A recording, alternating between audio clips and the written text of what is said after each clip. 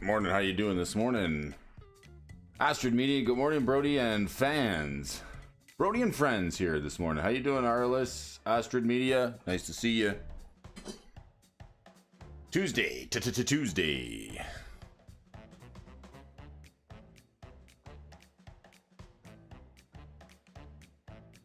After every Tuesday, even the calendar goes WTF.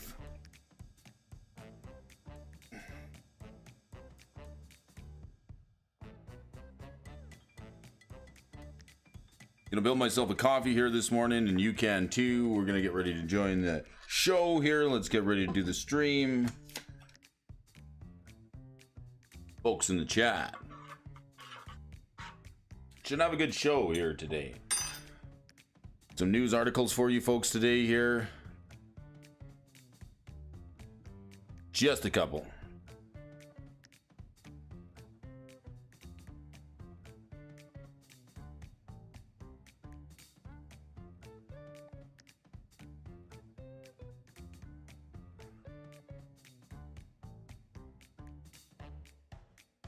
Let's get the chat working this morning.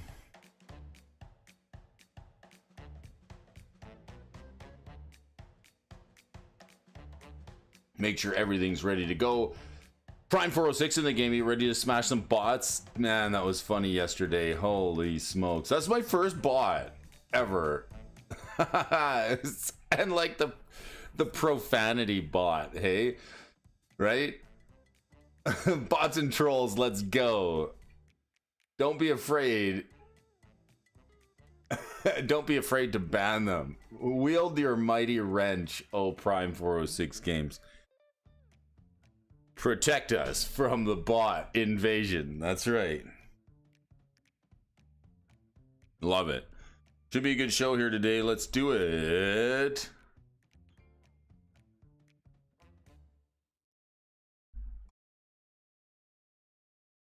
Good morning, folks, fans of Magic the Gathering, friends who love the game as much as we do. Thanks again for tuning in. I appreciate everybody for tuning in on Tuning In Tuesday here on the show. Tuesday's the day that even the calendar goes WTF after it, right? There's a topless blonde giving quite a show to cars driving by in my neighborhood. The garbage company told her to take the cans out to the side of the road on Tuesday mornings. Interesting. Terrible jokes, magic cards, prices, news articles, a little bit of speculation in the world of Magic the Gathering, but hold your patience. I want to thank you all for joining me this morning. Let's get into your Magic the Gathering news this morning. But before we do that, let's just warm up a touch here this morning with a couple of AI generated magic cards. I know your time is valuable, so we don't have time to waste. If the card is playable at all, even if it's a little bit overcosted, we're gonna give it a pass. You'll hear this sound. And if there's any gibberish whatsoever on the card, we'll fail it. You'll hear this sound. Oh yes, the sound of the buzzing cousin. Let's get ready to go. Should be a good show here this morning. Let's take a look at this magic card here. Oh, what is this? Let's take a look at this giant black screen.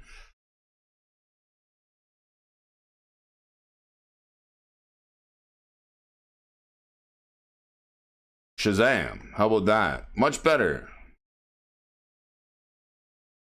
Robert O'Brien's in the house. Cosmic Seeds. Benson's brought the hammer. All right. Why am I up so early? That's why. It's Tuesday. Thanks for joining here, folks. Let's get the chat rolling here. I got to get some comments from you folks here today while we take a look at this card here, this AI generated one. The nature of the card is AI generated. It's not too bad. It is Angelic Covenant. All right, what do we think of this one? Cats be running on me. You got Cats be stepping on a man. Cats be stepping on faces early this morning, on Tuesday morning. Don't let it happen to you. Oh, this live stream is the best. Thanks. Cats be running. Folks be having a good time. Okay, What do you think of Angelic Covenant? We got things running here this morning. This is 1 red and 3 for a 2/4 spirit. Lahanged. It's got Lahanges. Lahanged. I don't know. I like the fish camel indeed. I know, right? Pass. Lahanged. Doable spells you cast cost 1 less to cast. Doable spells? Are your spells doable this morning, Prime? They gotta be doable. Okay, we're gonna just the doable spells or the undoable spells? Ask yourself every time you go to cast a spell, is this doable? I think you should ask yourself. Let's see, fair, unplayable, word salad, OP. Let's put a little salad on the side here this morning of this magic card. Why not? Bring us to our next card here, the plains. I like this plains. 2 of 6 for the basic plains. Basic land, plains, and more plains. It's fine. This one's good. I can give it a. I can get behind this plains. I really can. Nothing wrong here. Nothing more to see here. Nothing wrong with this plains. It looks fine. How about this? Ooh. OMG. Hello, folks. This is going to be a mouthful. We're starting off pretty interesting today. Check this out.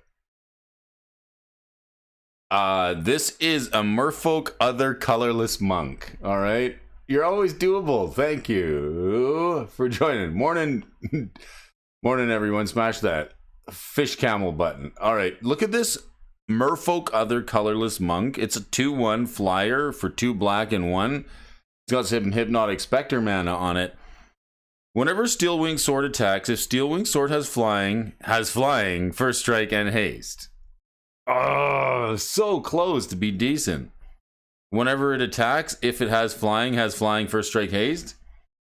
If it get out of here. Too confusing here this morning. It's just a little word salad. Fair, unplayable, word salad. Let's get it a word salad. Some folks say it's fair, but it's just got this double flying mechanic in it. If Steelwing Sword has flying. First strike and haste. Cool art on it though. I don't know about the other colorless monk merfolk, but nice try.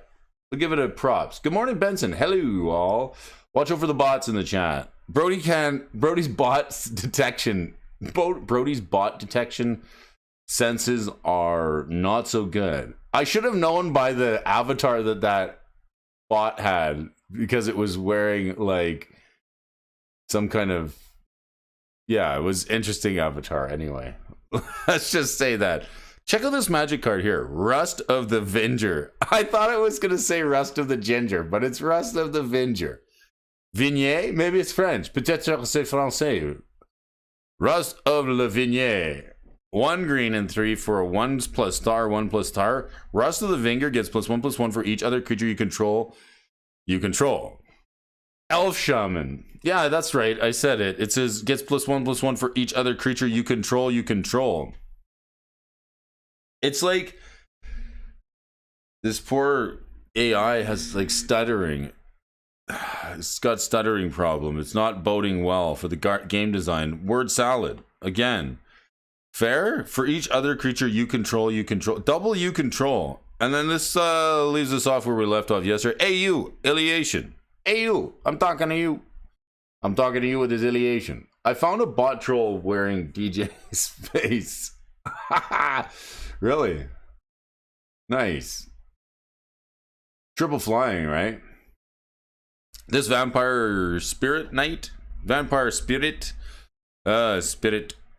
Target creature gets 1/0 until end of turn for a red, a green, and 2. And IU Iliation attacks his turn as though it didn't have defender.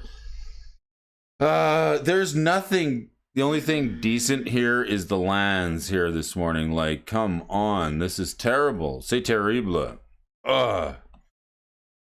Can't believe it. Well, we was modern yesterday. Tuesday, Pioneer, Pauper. We're going to do some Pioneer. Pia Pauper. But before we do that, let's settle in on some quiet speculation here. Are you into speculating on some serialized magic cards? Maybe, because we're living in a serial world. Am I right? We're living in a serial world. And I am a serialized magic card. Serial. Oh yeah, Prime 101110001 to you too. Good morning. This is a bit of a stretch, but you know that Sesame Street did a parody of Madonna's Material Girl about eating cereal? The song was called Cereal Girl, and it absolutely was adorable. By laddering back to this version, this pun is not so far-fetched. Bad jokes aside, we have truly entered a new age of Magic collecting with the advent of the game's newest rarity level, serialized cards. You can see here we got the Viscera Seer, number 69 of 100, up for sale on the eBay auction block for a mere $16,969.69. Magic introduced serialized cards with the printing of a special, very special serialized printing. I gotta just make my screen a touch larger. Larger than charge this morning. Brody's got to see what he's doing. Keep your hands on the wheel.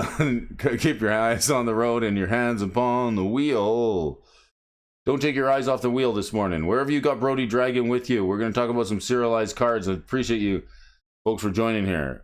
All right. Brief history of serialized cards. Magic introduced serialized cards with the printing of special mirrored Viscera Seers.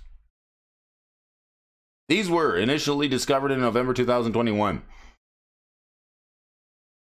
As a bonus card in the foil Phyrexian Praetors complete edition boxes, news of the uniquely numbered card took to the community by storm. Copies of those otherwise common cards sold for well into the thousands. About a year later, in November 2022, Wizards of the Coast introduced new serialized cards that could be opened from Brothers War products. These were special versions of the Retro Frame Artifact series that were randomly added to booster packs. Everybody dreamed of opening a Retro Frame Wormcoil engine in their booster pack, but opening a serialized copy of the card yields a hefty payday. Ooh la la, here's a couple of screenshots of the Wormcoil engine. Foil schematic, 61 of 500, the $3,000 price tag. Of course, the ones that get a lot of attention are the number 1, the 69, the 420, and I don't know what other ones numerologically they go. But instead of being limited to 100 copies like the Viscera Seer, each of the 63 Retro Frame artifacts had 500 serialized copies printed, meaning there were exactly 31,500 new serialized Magic cards introduced to the market. Not all of them will be opened. And an interesting concept about this is if you have an idea of how many serialized cards come to a case or a box, you can use the serialized print runs to estimate your print runs. Something I was talking to Robert O'Brien about. So the fact that there's theoretically 31,500 serialized cards, if there's one in every 6 boxes, well, you do the math. It should give you a way to roughly estimate a print run, not an exact science. But since then, we've seen multiple series of serialized cards either introduced or spoiled or released for the future. Secret Lair number 295 Shipping Dragons, Multiverse Legends, Lord of the Rings Secret Lair, Giant Gross. Possibly others all contain cards that may have a unique serial number. More of the serialized giant growths here. In the beginning, I'm beginning to wonder, however, just how unique these cards truly are. We've seen this movie before. We've seen Wizards of the Coast follow this pattern time and time again. Remember, each new set launched with the simple 36-pack booster box, and each booster pack contained 1 rare, 3 uncommons, and 11 commons. Whatever happened to those days? I agree. I want to know what happened to those days. They're gone. Those dog days are over. Those dog days. I just got to get some pots and pans here. First, it was foils introduced in Urza's Legacy. I despised the idea at the time, but for foils back then, they were very sparse and difficult to open, so their impact felt easy to overlook. Over the years, though, the distribution of foils became higher and higher until eventually some booster packs included a guaranteed foil. Guarantee, the G word. Cheapest serialized I bought on eBay so far was $10. $100. Then Wizards of the Coast introduced Mythic Rare with Shards of Alara, and a new level of rarity was born. Imagine opening a foil Mythic Rare. The odds were so low, it was like winning the lottery. Elspeth, Knight of Errant. Ooh, Elspeth, Knight Errant? Okay. There was some on the Brain Discord about that giant growth. So look at the Elspeth. $8? No. Having rarities that stopped at Mythic still wasn't enough, as Mythic Rares become normalized and the player base became desensitized. Yeah, is that what we're doing here? Are we just desensitizing players? I think they're gonna have serialized packs, right? Like the wrappers. Serialized wrappers. The player base has become desensitized to the special nature of foils. Wizards of the Coast scrambled to introduce another level of rarity. In 2015, Wizards of the Coast did just that. They introduced the Zendikar Expeditions. These framed special in super duper rare slots were even more difficult to pull from a booster pack. I remember opening the Expedition Wooded Foothills during a game in a pack war with a friend of mine, and it was thrilled. I had basically opened a $100 card in my $3 booster pack. Zendikar Expeditions. Nice. And here's a picture of one there.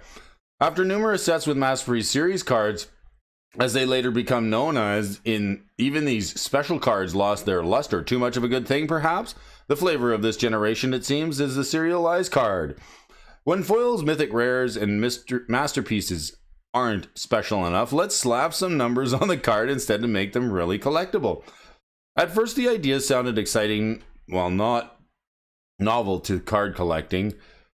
Serial numbering first appeared on football cards in 1990. The introduction of numbered cards brought the same excitement as the previous rarity introductions in years past. Just like those former rarity introductions, however, this one seems to be losing its luster. Now, worth mentioning, speaking of Robert O'Brien about serialized cards, in some way they do it in sports cards, is they have a color variant as well as a serial variant. So they'll do like similar to what the Neon Dynasty did with the different ink treatments, and then a serialized version of each one. Of course, the different color schematics will indicate rarity amongst the serialized sets. So maybe they'll have one color that's like 1 of 25, another color that's 1 of 100, and then another color that's 1 of 500. But sure, the original Viscera Seer card may carry a significant value, and the extremely rare, for only 100 of them made, the more desirable masterpiece cards such as the Soul Ring and the Mana Crypt will always hold a significant premium over the less desirable ones. I'm confident that all the serialized cards, copies of Ragavan the Nimble Pilfer, will cost an arm and a leg due to its playability. Certain numbers will also be more and more valuable than others. Here's the Multiverse Legends Ragavan. I think this card is like any of the serialized Ragavans. I'm like, that's $1,000 right there. How is it not a $1,000 bill when the Soul Ring is $1,000? A serialized Ragavan, easily. Just because it's playable, no problem. Despite all of this, I can't help but wonder if we passed a point with no return now, and the concept of serialized cards has become a mainstay in Magic. Are they going to go back to this again? Of course. I think they're going to keep churning the serialized cards. Why wouldn't they? Why wouldn't Wizards?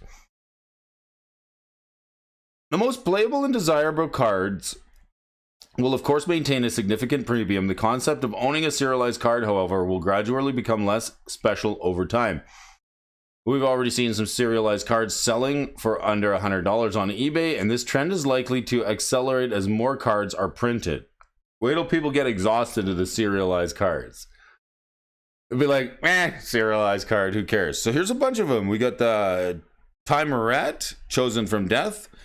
Number 457 of 500 for $80. We got another one for $438, and $100 for the Self-Assembler. In my humble opinion, Wizards of the Coast is taking the concept too far.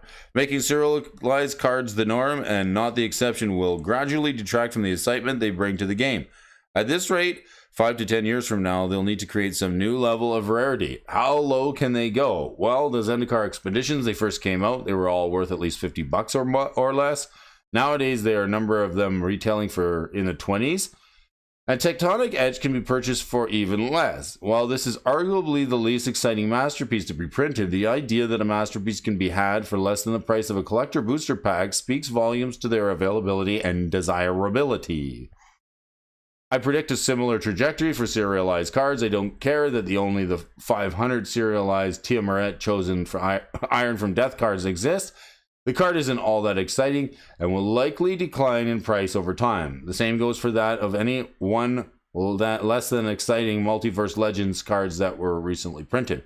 To be fair, serialized cards will always carry some value, much like masterpieces do, but don't expect the less playable cards to maintain such a high price point. However, while the supply and rarity definitely carry significant weight in determining the card's price, demand needs to be also there for sure. The serialized Tiamat chosen from Death is twice as rare as the cheapest alpha rare, and yet it sells for a quarter the price. Pure lace. We get some alpha rares. Get some graded pure lace, the white lace. So a note on the One Ring. Before concluding, we want to spend just a moment discussing the one-of-a-kind number 001 of 001, the one and only Brody Alphonso here on the morning show that's going to be sold in a collector booster and the Lord of the Rings Tales of Middle-earth. Here it is. Feast your eyes upon this. I can't wait to see somebody open this sucker. Some gibberish on there, some elvish mumbo jumbo printed on the card. In a world where serialized cards are becoming more and more common, how much do you think its card is going to be worth? I've already seen public offers of $100,000 for the card, and this completely baffles me. While there is a novelty to being the one who owns the ring, fueling emotions that Frodo Baggins and Gollum must have felt through the novels, I still can't imagine dropping a mortgage on a single card. I understand that this is a one-of-a-kind card and that surely takes it special, but do you know that what else is a one-of-a-kind? Original Magic artwork. In fact, since the last week, I successfully found and purchased my first piece of original Magic art. Gratitude goes out to Phil Lee, the Phalob, who helped me find a piece of magic art that I loved and negotiated and could afford. Good point here. I'll share more once it arrives, but the reason I bring it up is that the art I purchased comes with a serial number, certificate of authenticity, and you know what the serial number is for this beautiful piece of artwork, which I plan to frame and hang on my wall? You guessed it, number 1 of 1. Does this mean that my artwork is going to be worth more money than a house? Of course not. I'm guessing that there are thousands of one-of-one paintings that go along with some of the Magic's most beautiful pieces of art. Each one is in one of a kind, and each one carries a significant amount of value. Only a handful will be worth the same order of magnitude as the special number 001 of One Ring. However, Wizards prints more one-of-one cards in the future. The ultimate rare will eventually become more affordable as well. Until then, this first and only one-of-one card could be the most valuable ever. So wrapping it up while the serialized mirrored Viscera hits the wires, Twitter is much with the buzz and news in their existence. Now for just a few short years later, we are seeing that serialized cards are ending up on Twitter and Discord feeds on a monthly and weekly basis. No longer a double take wondering how to obtain such a special card, instead marveling over the novelty less and less with each new printing based on recent spoilers. For upcoming sets, I suspect there will be more and more coming out soon, so many, in fact, that their rarity remains just as high. The demand of the price point for the less desirable ones will continue to fall, and if you want a popular serialized card for play, it may not behoove you to wait. The best masterpieces have become very expensive over the years. If you want a serialized card to say you own one, however, you aren't particular about which one you own, I'd say wait another 6 months and then see how many times Wizard of the Coast prints them. At this trajectory, we may be able to find one for under $60. While they still may be just as rare with only 500 of a given card, the fact that 100% of these are only 500 printings that will be created by means that finding one of them for cheap will become relatively easy. These may be rarer than alpha rares, but for many of them, they remain less valuable indefinitely. Sigmund Offrauser giving us a little bit of quiet speculation here this morning. Keep it down. What do you folks think? Are you excited about the serialized cards? Huh? Some good discussion with Robert O'Brien a couple of weeks ago. I'm gonna have to get in cahoots with him once again. Well, you know what that means. This is your movers and your shakers. So we're going to take a look at the movingest, the shakingest Magic the Gathering cards in the world. Get my cup of coffee going here this morning.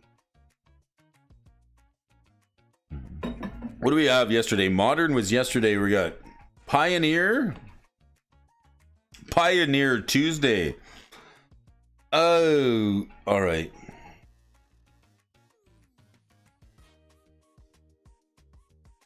We got a couple of cards to look at here.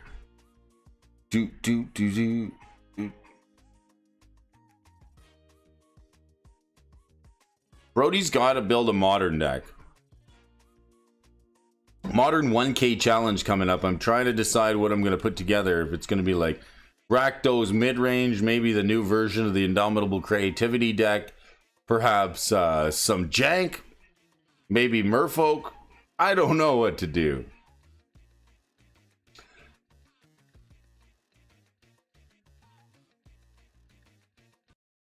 This are your movers and the shakers for today. It's Tuesday, May the 9th. Happy birthday to anybody celebrating out there. You know who you are. And let's take a look at some Magic cards here this morning. This one's up, cracking the $40 bill. Indomitable Creativity.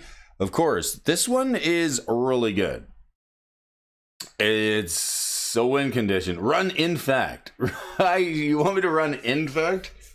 You want me to run Degeneracy? God, I've never played Infect competitively. I've never played it.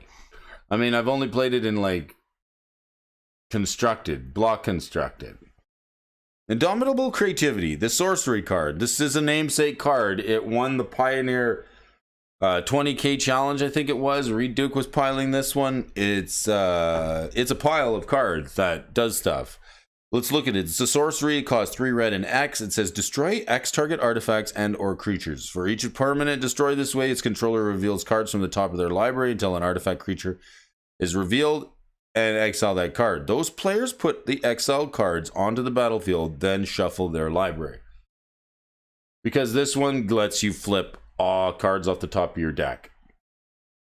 In Modern, I think you want to hit like your biggest, baddest Beastie Boy. What do we got? A Modern deck here? Is there a Modern? Creativity in Modern. What's the juice these days? The Archon of Cruelty. This Archon's really good. Okay, this is what you flip in Modern. Maybe the Archon deck. This is a huge swing. Okay, you get to put this onto the battlefield. You sacrifice like your Dwarf token, or you sacrifice Kiki Jiki token, and then you get to go and flip the cards off the top of your deck until you hit this Archon. It's a 6/6. It's a big life. It's a big swing. When it enters the battlefield or attacks, so if you get like one attack with this after it enters the battlefield, it's a 12-point swing. That's a lot.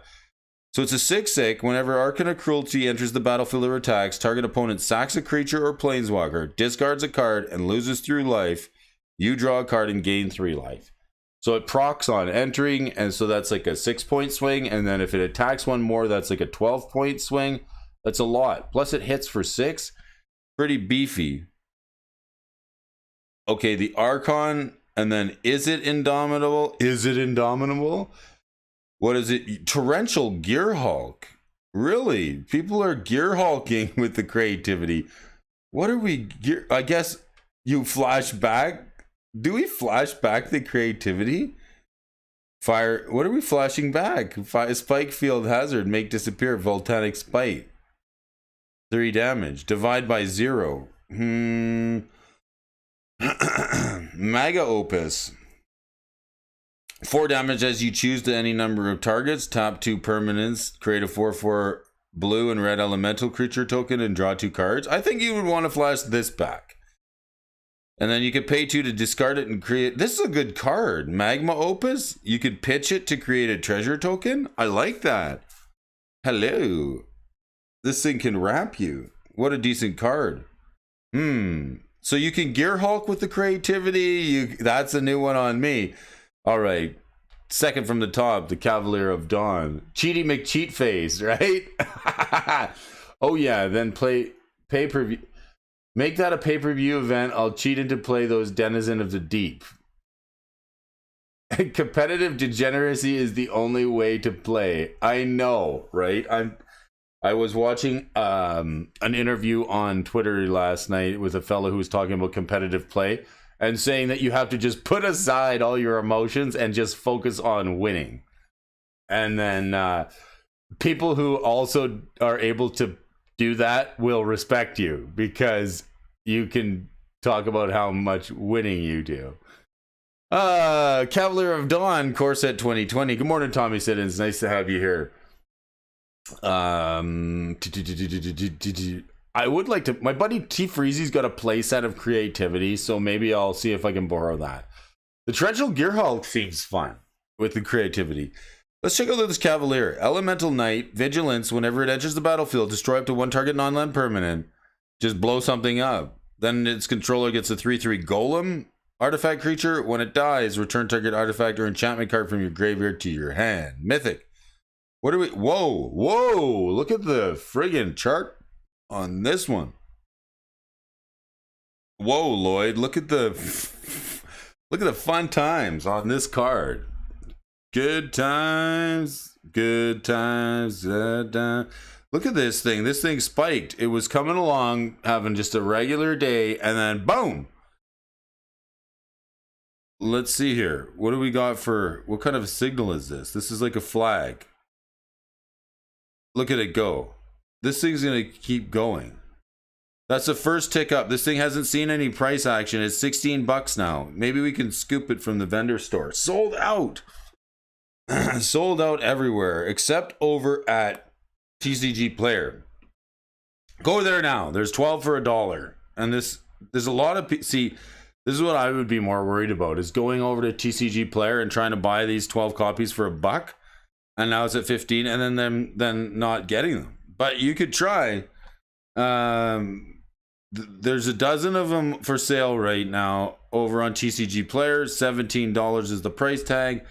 Sidbar Jafari of Zalfir playing it. Also 5-color invention. 5-color inventions? 5-color fires. Pioneer. Let's see here. 5-color inventions playing Deafening Clarion. This is the one that gives creatures you control lifelink, and it does one or both. 3 damage to target to each creature, and then everything gets lifelink. Transmogrify, exile target creature. Then you flip off the top cards from the top of your library until you reveal a creature card. That player puts that card onto the battlefield, then shuffles. Transmogrifying what? Atraxa. I guess we're Traxaing. Is the little Kiki-Jiki thing in there? Nope. Shark Typhoon, Leyloon Binding, a bunch of removal, Fires of Invention, Fable the Mirror Breaker. There we go. It is in there. We're exiling the 2/2 to get ourselves an Atraxa. Trading up. Transmogrifying. Interesting. The Cavalier of Dawn in there. Maybe some sideboard tech to blow stuff up. Feels good. Mox Amber. Shout out to the Moxman. Good morning, Mr. Moxman. Wherever you may be. Hopefully the day treats you well. If you're tuning in on the channel, want to say hello to you, because this Mox Amber is going up. It's getting a little more support. I know people are saying, Brody, it just got a reprint. It did. It got reprinted in Brothers War and the schematics. Like, stop pumping your tires on the Mox Amber, but it's a decent card. 0 mana legendary artifact, taps for 1 mana of any color among legendary creatures you control. So this here works with the Roga, Son of Rograk, the 0 mana legendary creature. It also works well with Emery, Lurker, and the Lock. And it also has some combo going for it with some cards out of the new set.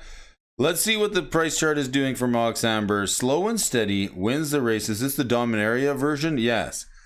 The Dominaria foil is $70. Holy moly. I think I have that one. What about the promo? The promo.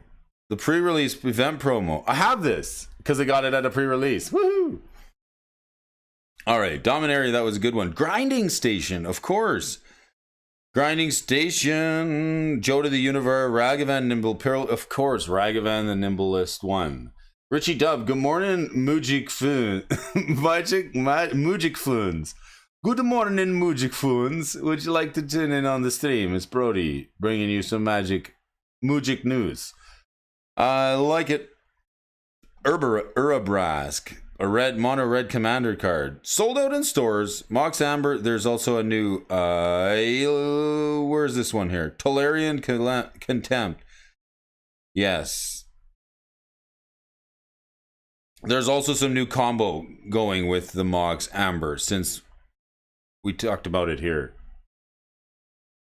Great Henge. This card's going to see a reprint. One of the best cards from Throne of Eldraine. It really is. And like Embercleave is pretty good and it's in that same basket of legendary artifacts. This spell costs X less to cast, where X is the greatest power among creatures you control. It's 2 green and 7. So if you're playing like dinosaurs or something with a big power and toughness, this thing flips out on the battlefield for a little bit cheaper. It's got this great ability that taps for 2 green and gains you 2 life. So why not just make 2 green and gain 2 life, even if you don't have mana to anything to spend it on.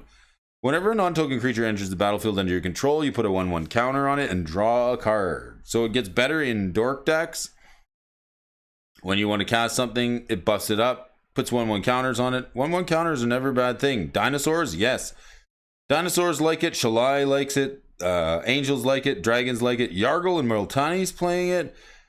Hey, Ayula, Queen Among Bears. All commander decks here for the Great Henge. Nothing actually in Pioneer. Even though is it listed here as a Pioneer card? It is. Fiery Mashed Potatoes. Actually, I think there was an article written about this card, how now with Fiery Emancipation, and the new spell enchantment that triples damage, you could do something like 54 damage with a lightning bolt because it triples damage as well. So if these things stack, if you can have like a double damage spell, maybe like a Toll Brand, and something that like does extra damage or doubles damage, the Fiery Emancipation gets pretty darn good. This one's 6 mana. If a source you control would deal damage to a permanent player, it deals triple that damage to that permanent player instead. Triple time. I do love the Embercleave, right? Some people say the Embercleave is the best of the legendary enchantments.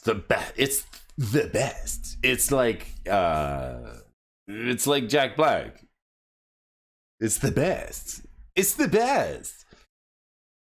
Let's check out the chart on this sucker. So, Fiery Emancipation. Why do I always have a tough time? Emancipation. Mashed potatoes. Emancipation. Maybe I've been emancipated for far too long. Solfin the Mayhem Dominus, Urabras, Mogi's God of Slaughter, Ashling the Pilgrim, Krenko Mobbot. This Krenko. This guy. This is such a cool card. Mobbos, 3/3, 2 red and 2. Legendary Goblin Warrior. Tap him. Create X 1/1 red goblin creature tokens where X is the number of goblins you control. He himself is a goblin. Works good with the 10 Street Dodger.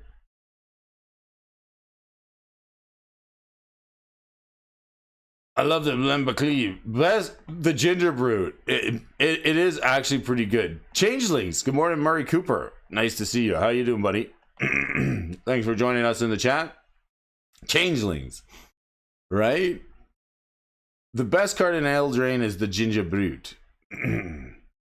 Get yourself a glass of ginger ale. All right.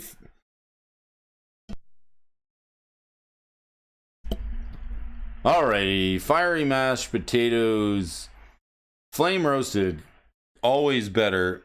Sliver Hive. This is a land from N15. Let's check it out. Core set. Because core sets are more sets. What's the Sliver Hive do? Any other versions of this? There's a secret. Holy smokes! The secret lair version of this is $379. Oh my, disgusting. A straight to secret lair printing for $300. You talk about Good morning, Benson. If you talk about the oven again, I'm putting you in the timeout with Muhammad. Which is oven? Gonna go swinger, mighty wrencher. Thanks, guys. Sliver Hive taps for a colorless, taps to add a mana of any color to your mana pool, spend it to cast sliver spells, and 5 and tap it to put a 1/1 slivery creature token onto the battlefield. Activate this ability only if you control a sliver. So you need a sliver to make a sliver. What's that in my finger? I think I have a sliver. Good card. I can't believe that this direct, like, this is Wizards just like direct to the singles market. Changelings, right? It's not a sliver. It's a bloody changeling. All slivers are gonna prediction. All right, Benson, what's our speculation for slivers in the new set? All right, buy all the Gemhide slivers. I know you said that yesterday. I thought you were joking, but maybe you're serious. Gemhide's the one that lets every sliver tap for mana. So I do want to know if you're kidding. All the slivers, you think we're going to get some big sliver support? I mean, listen, Benson, you're wrong. Changeling support. Changeling, that's changeling support. F yes, Murray Cooper. Oh, that's not sliver support. That's changeling support. I know you would probably agree there. But a technicality. Them too. Nice. All right, so good job on the shorts, by the way. I was checking out your fish camel short. It's good. Isn't Mana Wealth better than Gemhide? I don't know. Mana Wealth? Let's look it up. Mana Wealth.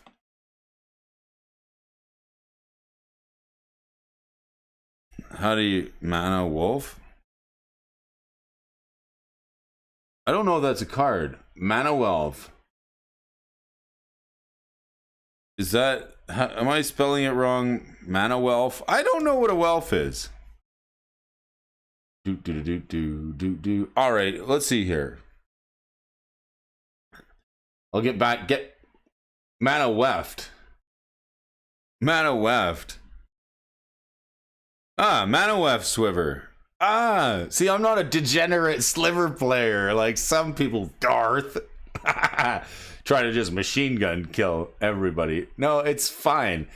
If you like winning, then playing CEDH, maybe. I don't know if the slivers constitute. Let's see, Mana Weft Sliver. This one's a green and 1. For a 1/1, sliver creatures you control have tap, add a mana of any color to your mana pool. Mana Weft Sliver, the uncommon. Let's check the Gemhide.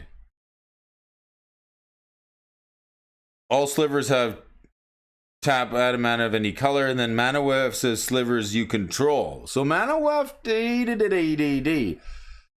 Mana Weft seems better if your opponents have changelings or slivers. You don't want to. This thing says all your table are belong to us. Then flip the table. Morning, DJ Longhair. Nice to see you. I like it. Zygoth Triome. How much are these Triomes at? I like the Triomes. I gotta get me some more Triomes. Ikoria Triomes. This one's a nice one. It's green, black, or blue for this Triome. It can fetch. It also is really good, I think, with... Is it the Omnath? Cards that proc and check land types. This is really good. Let's see. Attracts Praetor's Voice. Let's look at the new Omnath. Let's have a look at the new Omnath deck. The Locust of All.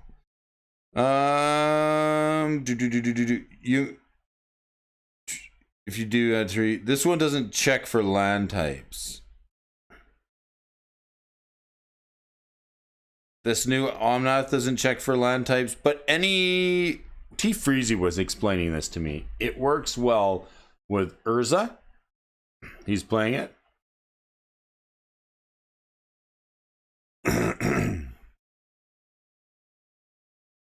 Zygote is sperm in the reserve list. So immature, sorry.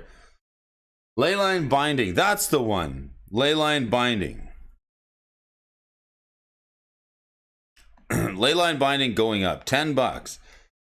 Domain. Anything with domain. Thank you, Benson. This is the one, this is basically 1 mana removal if you have 2 Triomes.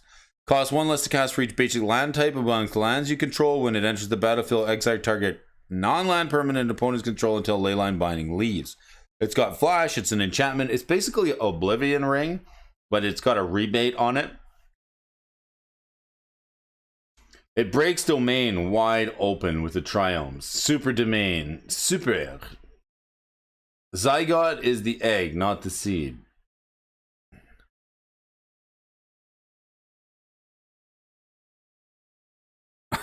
I don't think that's a magic card. You tricked me.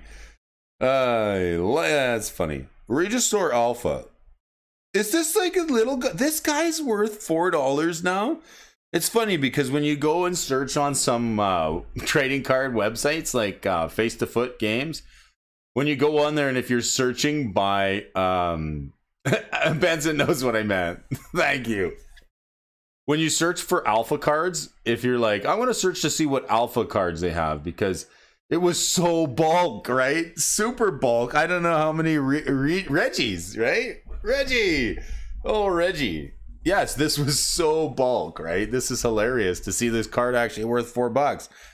When Reggie, other dinosaurs you control have haste.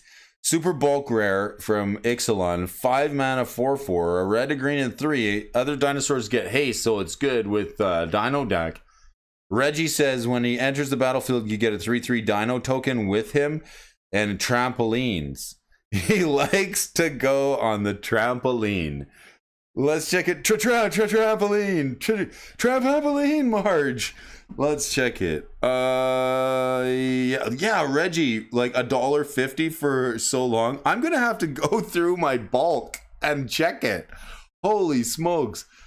All cards from before Eldraine will gain value. They were not all guaranteed foil packs back then. All right, look at the chart on this one, Lloyd. Reggie, no love for Reggie. Like, let's go all the way back. Like, he tried to be a thing with Dino decks, but when he came out, like, it was $10 and then instantly down and like didn't hold up. This was a bulk rare for $1.50. I wonder what they'll give you for buy list. Like, check your Ixalan bulk, right? Just goes to show you never can tell. $1.50 at the vendor site. This seems like it's still worth a couple of dollars. But Regisaur Alpha making its way on the movers and the shakers here today. Gishas Sun's Avatar. This one, you want to give it haste, hey? You want all your dinos to have haste? I think Gishas has Vigilance, Trample, Haste already.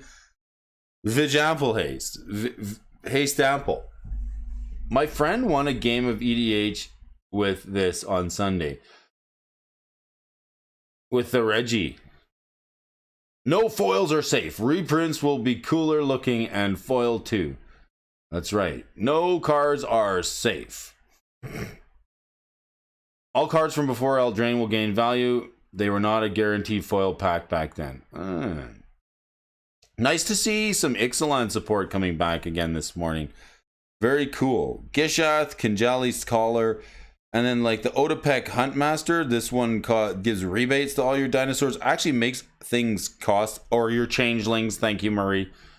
This is actually really good in changelings. Makes all your changelings cost 1 less. Target changeling gains haste. Like it. I like it. The Regisaur Alpha. So go through check your bulk. And then the Omnath Locus of Royal. This is the 3-color Omnath. It's interesting how the Omnath sequentially got better, and then when the final Omnath assumed his final form with the 5 colors, it's not as good as the last one. Go back to that Reggie graph. I think that's market manipulation. It is. It seems strange. This definitely seems like some manipulation. It's a pretty generous spike here, right? Like I'm checking it right here. $4. The vendors are only selling it, like if Card Kingdom's selling it for $2 and $2.50, they'll probably give you $1.50 for it.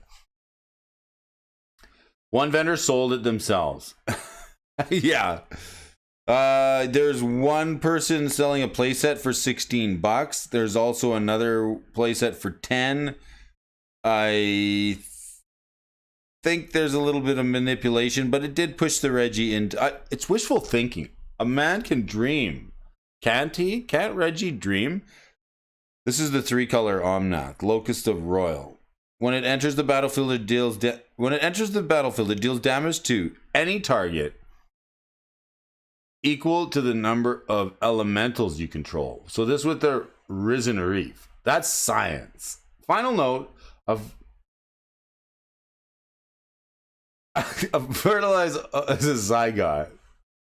Okay, good morning, Mafakaz. Good morning, Mafakaz. What up, Brody? Nice to see you here for Keeps Games. Thanks for playing for Keeps. Nice to see you here this morning. Getting it out of me and stonks this morning. We're improving our vocabulary. One stream at a time. A zygote. I did not. Am I saying it right as a zygote or a zygote? Trying to get my zygote. Morning. For Keeps. I'm not sure what a mafaka is, though. It's all good. I think we get the gist. Zombies in the house? Cool. All right. Oh, same guy. Whatever land enters the battlefield under your control, put a 1/1 counter on target elemental you control. If you control 8 or more lands, draw a card. Where is Locus of Creation? Omnath Locus of All. Where's the Locus of Creation? This is the 4-color Omnath. This is definitely the best one. When it enters the battlefield, you draw a card, Landfall, because it's got straight up Landfall on it. It's really good. Whenever land enters under your control, you gain 4 life. If it's the first time this ability is resolved this turn. If it's the second time, you get red, green, white, and blue. And if it's the third time, it deals 4 to each opponent and each planeswalker you don't control. Jeez, this is really good. This Omnath is the best Omnath. 4-color Omnath. It's way better than the new one. I think the new one was... I was expecting more. Of course, I don't have this Omnath, the good one. I've got the new one. I was hoping that it was going to be better. German version of Wormcoil Engine. I might have to learn the language just to play them. Wormcoil? Is it... I don't know if they'll have the German one on here.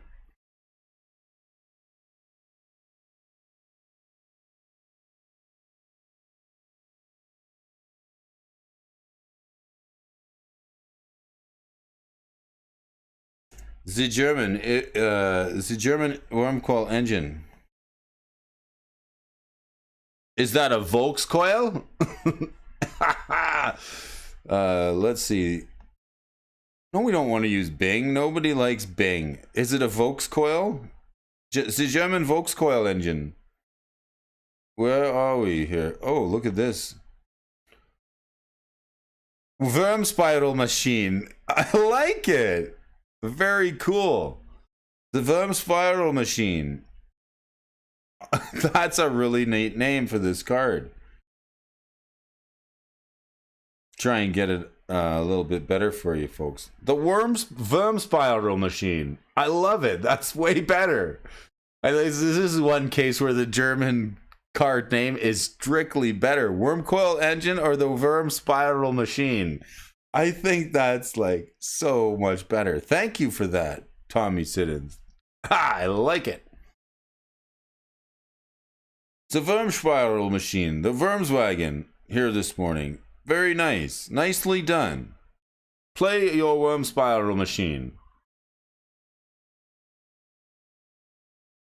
The W makes a V sound. Worm Spiral Machine. Very cool. That's the one you want to play. You want to play the German Wormcoil Engine. Along with Sarkhan the Unbroken from Dragons of Tarkir card. How much is this worth? War of the Spark Masterpiece got a $50 printing in foil. Okay. The Dragons of Tarkir foil is $38 and $20 for the basic. Legendary Planeswalker Sarkhan. He costs a red, a blue, a green, and 2 for this Planeswalker. Always flexing his large pectorals, Sarkhan never disappoints and never misses chest day. It's like Vermbat. +1 for Sarkhan, draw a card, then add 1 mana of any color. -2, create a 4/4 red dragon creature token with flying, and -8, search your library for any number of dragon creature cards and put them onto the battlefield. Then shuffle your library. Very good. He probably has chicken legs. Sarkhan's been skipping leg day. Again, decks using it? Anywhere good? He's been trending down in price. Let's look at the chart on Sarkhan. Second leg up. This is, see? Chicken legs. This is his second set of chicken legs. One leg up here, then another leg up here. So Sarkhan, yes, hitting that $30 mark. I would say Sarkhan might, if dragons go loco, they are definitely going to get some more support here. There could be one more leg up for Sarkhan in the near future if dragons are really good. The Dragon is playing it, Miriam the Sentinel Worm, Tiamat, and Sisay the Weatherlight Captain. Not too bad. Mostly commander decks, eh? You know I'm Canadian, eh? Because they're mostly commander decks. Sar could be good. Sar could be good. Quite possibly. Well, these are your movers and the shakers. Got another article for you folks. I do. I have more.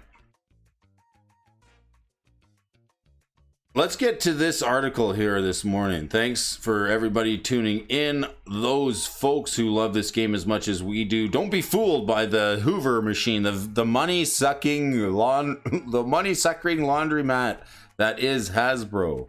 They will get their snort of the vacuum directly into your back pocket. Watch out as we move into later second quarter of 2023. We're gonna see what's in store for the company who definitely is marketing as many Magic the Gathering cards they possibly can in new serialized backs. I think that's what we're gonna have to see next, is serialized card backs in order to make it special. MTG designer addresses massive Lord of the Rings flavor fail. Hello, what? Flavor fail? No way. Never fails. The upcoming Lord of the Rings Tales of Middle-earth crossover is potentially the most anticipated MTG set ever released, tying in two of the most adored fantasy intellectual properties in history. Crossover seemed like a no-brainer for many as it was announced as players watch early spoilers launch for the set. One core mechanic kept resurfacing over and over again with the cards. It appears that you can be tempted by the ring, which we talked about yesterday and how that all works. While this phrase could be tied in with an incredible feeling of power, the one ring to rule them all also corrupts those who dare use it, trying to return home to its master. After months of waiting, this mechanic was finally revealed to Magic players everywhere during MagicCon Minneapolis, and despite initial hype for this mechanic to be revealed, Magic players were left confused and underwhelmed after the tempting by the ring mechanic was finally revealed. Many content creators alike were left dumbfounded that in the context of Magic the Gathering, being tempted by the ring is a good thing. This led to a lot of questions, which eventually found an answer from Magic designer Mark Bottomwater, giving reason why being tempted by the ring has no real negative side effects. Tempted with no downsides. It is well established in the Lord of the Rings lore that being tempted by the ring is pure upside. Is pure upside. Okay, so there's people saying that, yeah, like getting tempted by the ring is not exactly an upside. I disagree and will bet you on it. What do we got here? DJ says they can't. Benson says they can't mess with the backing. There's, yeah, he's one of the flagship cards where you been. I mean, it could pick up. I don't think. Thank you for the suggestion. I'm gonna get on that right now. Okay. What'd I miss? You like the articles? Okay, so Magic the Gathering replies, we teased earlier. Now it's time to reveal what the ring tempts you means.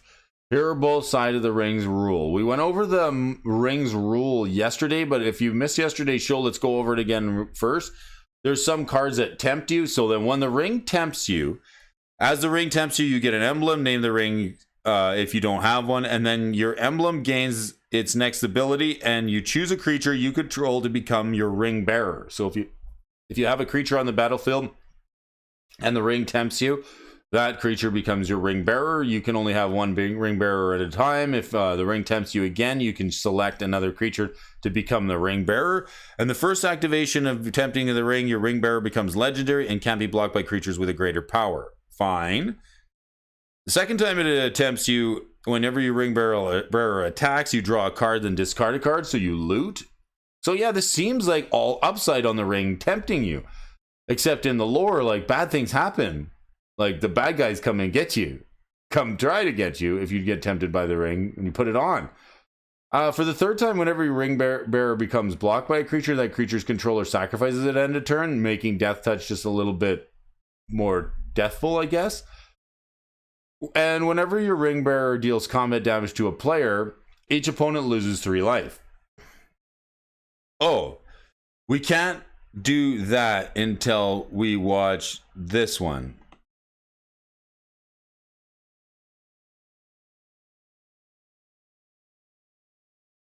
We can't. I'm Vince, also known on the internet as Pleasant Jabroni.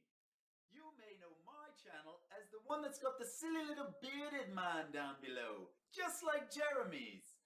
With all the commotion on the internet today of people getting $1,000 for a jar with nothing but a load of stink in them, there's no better card to do a video on than Memory Jar.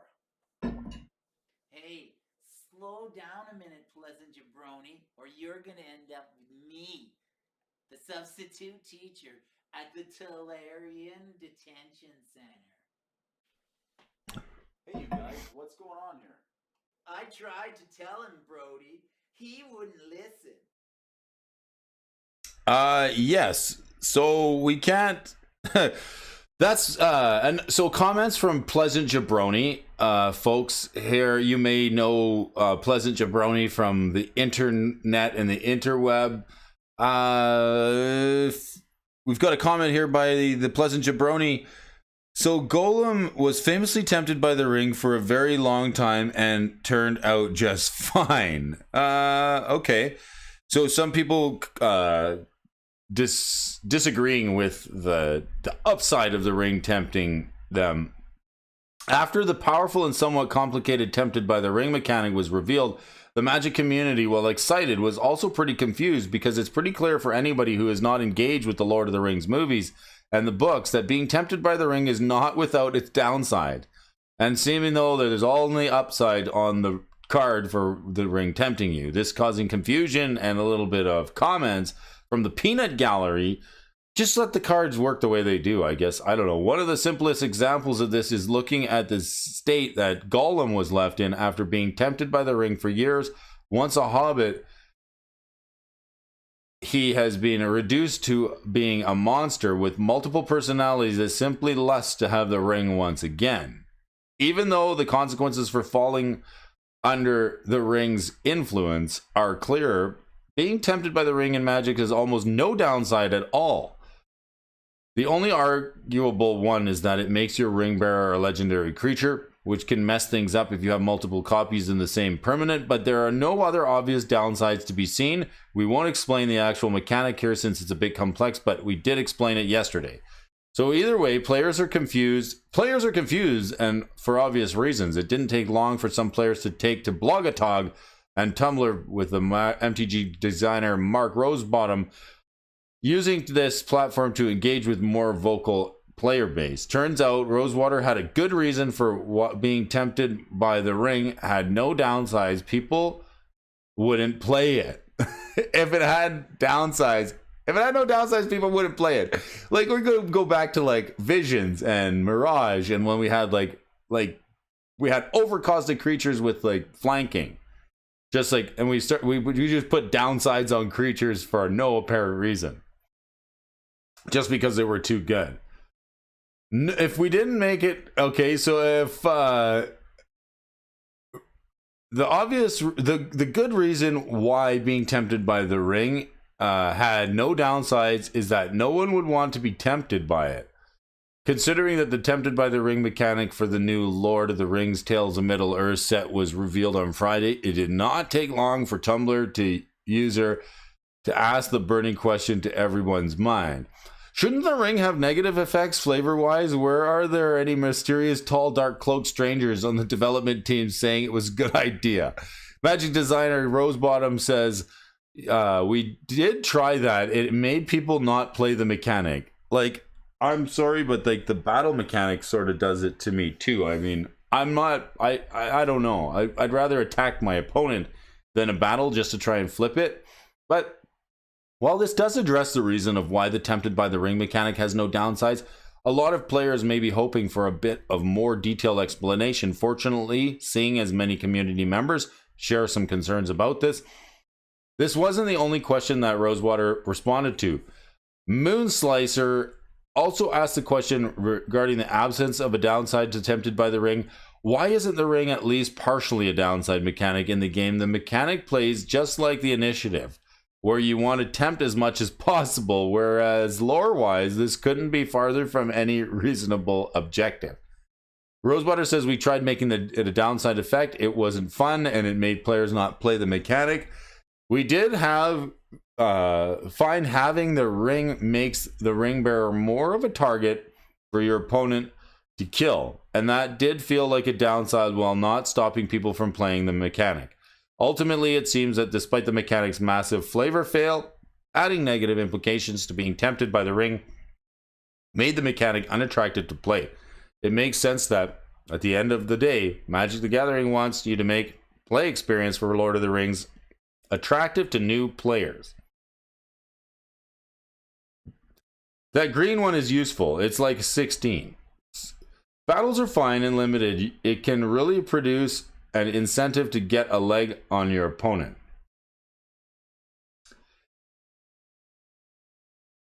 Check your phone, DJ. All right. The theme of the ring bearer becoming a target for opponents is a downside that reappears in Rosewater's other responses regarding this mechanic, the change of the mechanic's name. Despite the absence of a major flaw to the tempted by the ring mechanic, many players understand the Rosewater's concerns. Taking to Reddit, players sympathize with Rosewater's perspective because, yeah, some criticisms remain. The most common one was the confusion regarding what the mechanic's name was, why the mechanic's name was not changed to match its function more flavorfully. I think it's fair enough reason not to have a downside mechanic, even though we've seen a downside mechanics not work out many times before already. It shouldn't take much for them to realize that they found an exception to that pattern, but they should have changed the name from The Ring Tempts You when they made this change.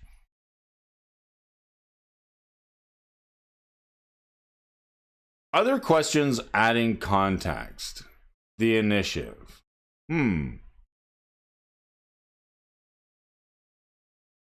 So these were far from the only questions regarding the new Tempted by the Ring mechanic. Some burning questions personally have already been asked by other players and allowed for further insight as to why this mechanic does what it does. I, for one, was interested in why it did not take a similar approach to the Monarch, since this mechanic grants you an emblem that gains additional effects. A lot of Magic the Gathering players drew lines between this and the initiative from Battle from Baldur's Gate and the Monarch that was introduced in conspiracy sets. Both the initiative and Monarch is a mechanic that's traded between players For Tempted by the Ring, instead, everyone can have their own iteration of the ring and be tempted by it. As such, Tumblr Placer 179 posed the question asking if this was a tested interaction. I assure you, folks, it was tested. It was play tested. What's wrong with making counter mechanic where whoever is tempted in response to them being tempted? I don't know.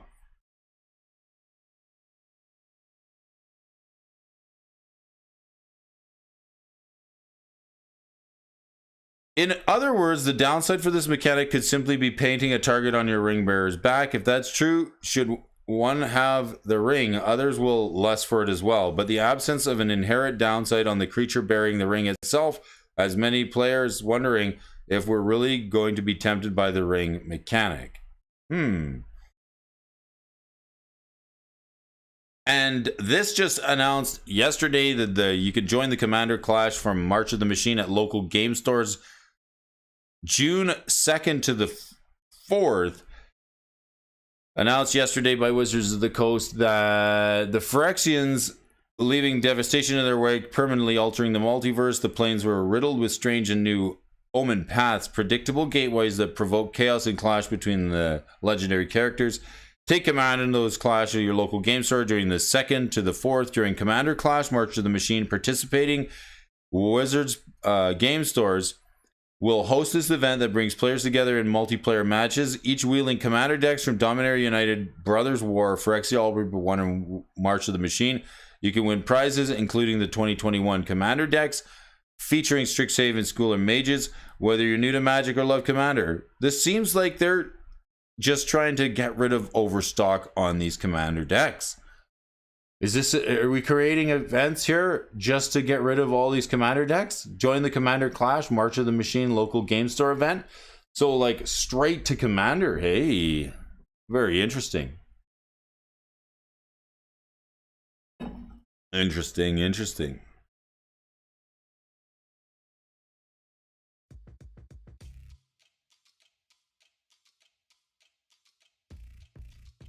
Oh, we've got some more weekly winners, but why don't we save that for tomorrow?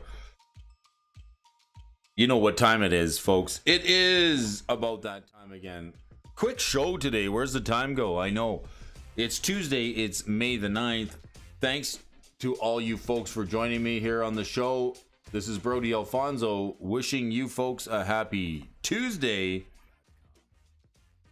Why not?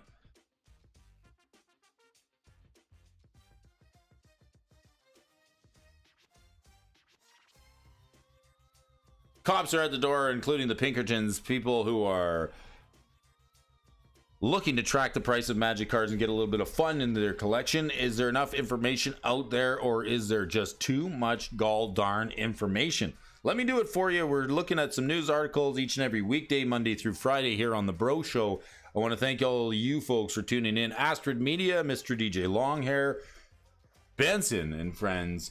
Thank you for tuning in this morning. We've got all the folks, Tommy Siddons, Prime 406 Games, Cosmic Seeds, wielding those hammers. May your hammers be mighty, and may your wrenches be smashy and nut and bolt turny. Wherever you are, may the sun be on your face and the wind at your back. Have a good one. We'll talk some Magic cards again tomorrow morning. Thanks again for joining me this morning.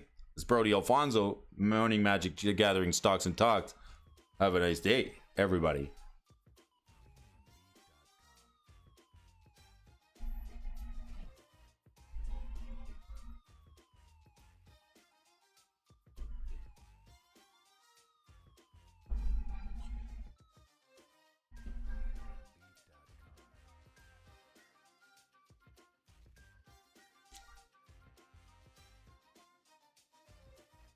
Grab your flute and play some jazz flute with me here on Tuesday morning.